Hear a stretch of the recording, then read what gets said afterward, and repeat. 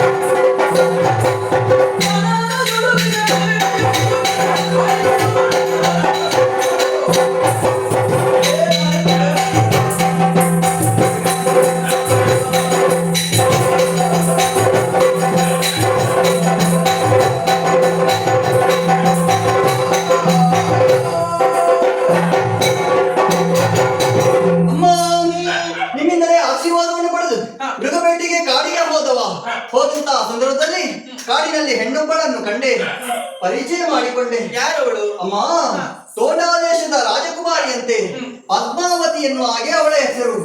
ಅಮ್ಮ, ಅವಳನ್ನು ಕಂಡ ಬಳಿಕ ಅವಳನ್ನು ಮದುವೆ ಆಗಬೇಕೆನ್ನುತ್ತಾ ಮನದ ಬಯಕೆ ಹೆಣ್ಣು ಕೇಳಿ ಬನ್ನಿ ಅಮ್ಮ.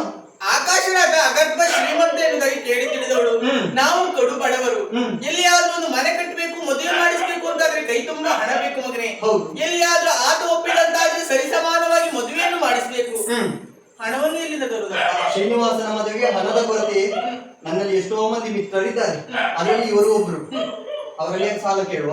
ಅವರು ಸಾಲ ಕೇಳಿದ್ರೆ ಕೊಡ್ಬಹುದು, ಆದ್ರೆ ಅವರು ಕೇಳಿದಂತ ಸಮಯಕ್ಕೆ ಸರಿಯಾಗಿ ಸಾಲವನ್ನು ಹಿಂತಿರುಗಿಸಬೇಕು. ಸಾಲ ಅಲ್ವಾ? ಸಾಲವನ್ನು ಮುಂದೆ ತೀರಿಸುವುದು ಹೇಗೆ? ಹೌದು. ಹಾಗಾದ್ರೆ ಅವರು ಸಾಲ ಕೊಡದೆ ಬಿಡುವುದಿಲ್ಲ, ಹಿಂದಕ್ಕೆ ಕೊಡ್ಲೇಬೇಕು. ನನ್ನ ಆತ್ಮಮಿತ್ರನಿದ್ದಾನೆ. ಯಾರು? ಕುಬೇರ. ಹೌದು. ಭಂಡಾರದಲ್ಲಿ ಬೇಕಾದಷ್ಟು ಸ್ವಲ್ಪ ಕಿಚ್ಚಿತ್ತು ಕೇಳಿದ್ರೆ ಕೇಳ್ತಾನೆ ಅವನು. ಅವನು ಕೇಳಿದ್ರೆ ಅವನಿಗೂ ಹಿಂತಿರುಗಿಸಬೇಕು, ಬೇಡ? ಅವನಿಗೂ ಸಾಲ ತೀರಿಸಲೇಬೇಕು ಅಲ್ವಾ? ಅವನಿಗೆ ಅದಕ್ಕೊಂದು ದಾರಿ ಇದೆ. ಏನು? ಸಾಲ ತೀರಿಸುವ ಬಗೆ ಮುಂದೆ 7 ಬೆಟ್ಟಗಳ ನಡುವೆ ತಿರುವಿನಲ್ಲಿ ನಾಳೆ ನಡೆಯಾಗುತ್ತೇನೆ. ಅದಕ್ಕೆ ತಿರುಪತಿ ಎನ್ನುವ ಹಾಗೆ ಹೆಸರಾಗುತ್ತದೆ. ಕಷ್ಟ ಬಂದಂತಹ ಭಕ್ತಾದಿಗಳೆಲ್ಲ ಕಾಣಿಕೆ ರೂಪದಲ್ಲಿ ನನ್ನ ಕ್ಷೇತ್ರಕ್ಕೆ ಕಾಣಿಕೆಯನ್ನು ಸಲ್ಲಿಸುತ್ತಾರೆ. ಅದು ಮುಂದಕ್ಕೆ ಮುಡಿಪು ಎನ್ನುವಂತಹ ಹೆಸರನ್ನು ಪಡೆಯುತ್ತದೆ. ಮುಂದೆ ಆ ತಿರುಪತಿಯಲ್ಲಿ ಮುಡಿಪು ಎನ್ನುವಂತಹ ಕಾಣಿಕೆಯನ್ನು ಯಾರು ಸಲ್ಲಿಸುತ್ತಾರೋ ಅವರ ಜೀವನದಲ್ಲಿ ಶ್ರೇಷ್ಠವಾಗುತ್ತದೆ ಎನ್ನುವ ಹಾಗೆ ಅರಸುತ್ತೇನೆ. ಮಾತ್ರವಲ್ಲ, ಆ ಕಾಣಿಕೆಯಲ್ಲಿ ಮುಡಿಪಲ್ಲಿ 3ರಲ್ಲಿ 1 ಭಾಗ ಸಮುದ್ರ ರಾಜನ ಮುಖೇನ ಆ ಕುಬೇರನಿಗೆ ಸೇರುತ್ತದೆ. ಹೀಗೆ ಸಾಲವೆಲ್ಲ ತೀರಿಸಬಹುದಮ್ಮ. ಸಾಲ ತೀರ್ತಾ ಹೋಗ್ತದೆ. ಹೌದು.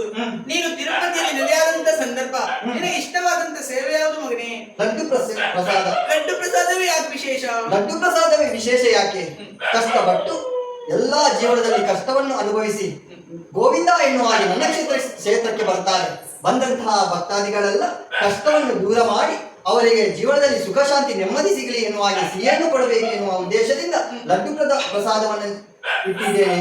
ಮಾತ್ರವಲ್ಲ, ನಿನ್ನ ಹೆಸರನ್ನು ಶಾಶ್ವತವಾಗಿ ಉಳಿಸಿಕೊಡುವೆ ಹಾಗೆ ನಿನ್ನನ್ನೇ ಬಕುಲಾಮಾಲಿಕೆಯಾಗಿ ಧರಿಸಿಕೊಡುತ್ತೇನೆ. ಹೀಗೆ ತಿರುಪತಿಯಲ್ಲಿ ವೆಂಕಟರಮಣನಾಗಿ ನೆಲೆಯಾಗುತ್ತೇನೆ. ಲೋಕಕ್ಕೆ ಸನ್ಮಂಗಲ ಉಂಟಾಗಲಿ. ಭದ್ರಂ ಶುಭಂ ಮಂಗಳಂ.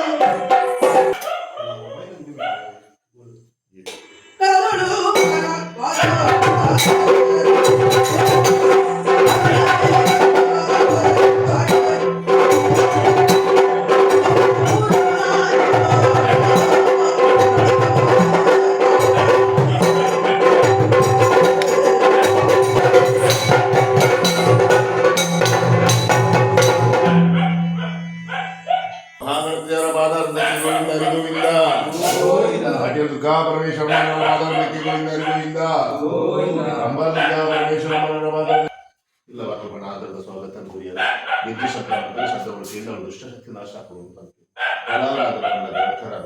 ಆ ಕಲಾಮಾತ್ರ ಸೇರಿ ಭಕ್ತಿ ಬರೋದು ಸೇರಿ ಅದನ್ನು ಸ್ವೀಕಾರ ಮಾಡ್ತಾರೆ ಕೊಟ್ಟು ಮಧುಮಾ ಗಣಪತಿ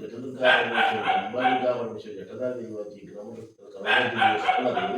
ಆಯುಷಾರೋಗ್ಯ ಸಂಪತ್ತುಕೊಂಡು ಭೋಜನ ಸಂಸಾರ ಶ್ರೀರಕ್ಷ